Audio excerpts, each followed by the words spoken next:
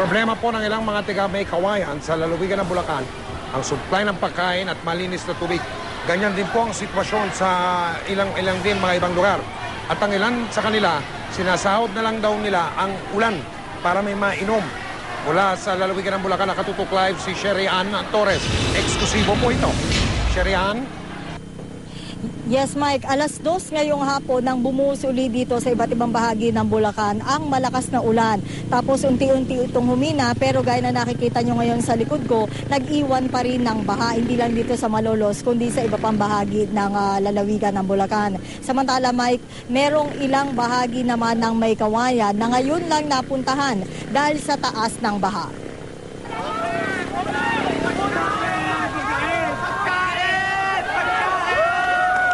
Kakain dito. Tulungan nyo kami rito.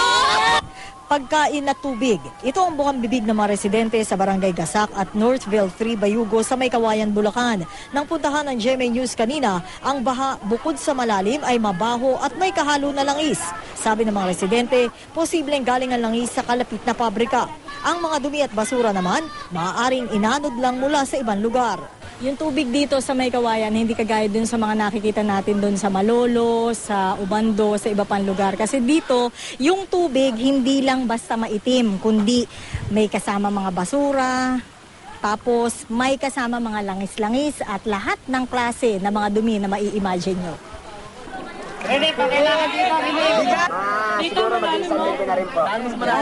Kailangan makakain. Pagkain lang, tubig. Wala din tubig. Araw na. 3 araw na ngayon. Sa ulan po, ginagamit po namin yun. Kung sa ulan. Dahil wala po kami talagang makuha ng tubig na malinis ngayon. Ang sasaing namin. Sa Northville, nirelocate ang informal settlers na nakatira raw dati sa gilid na riles ng tren sa Maynila. Pero konting ulan lang daw, binabaha na sila. Hindi pa sa lahat sa mga taga rito naambunan ng tulong. Lahat ng kalye rito, lubog sa maraming baha mula bewang hanggang leeg.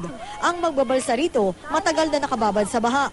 May ilang hindi pa rin makapasok sa trabaho dahil wala namang pambayad sa balsa. Ang mga residente ng lampas bahay ang baha, tumuloy pansamantala sa multipurpose hall. Bakit walang pumupunta sa walang tubig sa mga school?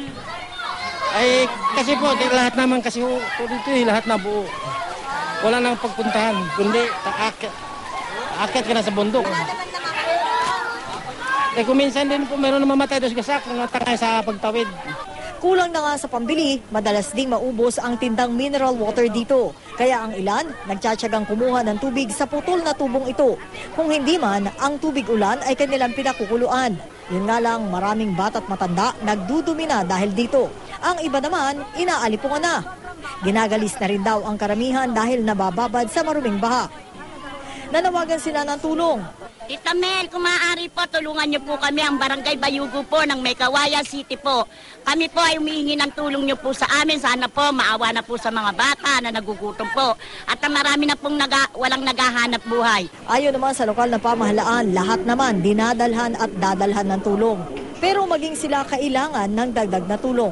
There will always be shortage on everything. Kasi yung mga tao naman ay ala namang kapunuan, lalo na ngayon na mapakarami ang naapektuhan nito. Samantala, Mike, lumapit ang residente ng Valenzuela kanina. Luhaang idinulog ni Mesalina Menunuelos ang nawawala niyang anak na nahulog daw sa creek sa kasagsagan ng ulan nitong Martes. Ito po ang larawan ni Jeffrey Del Prado ng Barangay Bignay, Valenzuela. Sa mga makakakita po sa kanya, ang cell number ay 0910-761-1719 o 0919-0976-1719. Mike? Sherian, kamusta naman ang panahon dyan at yung taas ng tubig? May nakikita pa kaming baha dyan sa kinalalagyan mo. Sana naman kahit papano, umuupa na ang baha. Sherian? Oo. Mike, ngayon kung tutuusin, medyo mababa ito kumpara dun sa kahapon hanggang sa kaninang umaga. Dahil kahapon, ang tubig dito sa kinaroroonan natin sa Malolos ay naglalaro mula tuhod hanggang hita. Ngayon, medyo nasa ibaba na ito ng tuhod. At ang dahilan dito, Mike, ay yun nga unti-unting paghina ng ulan na nagsimula kaninang 2:00 ng hapon. Mike? Maraming salamat, Cherian Torres.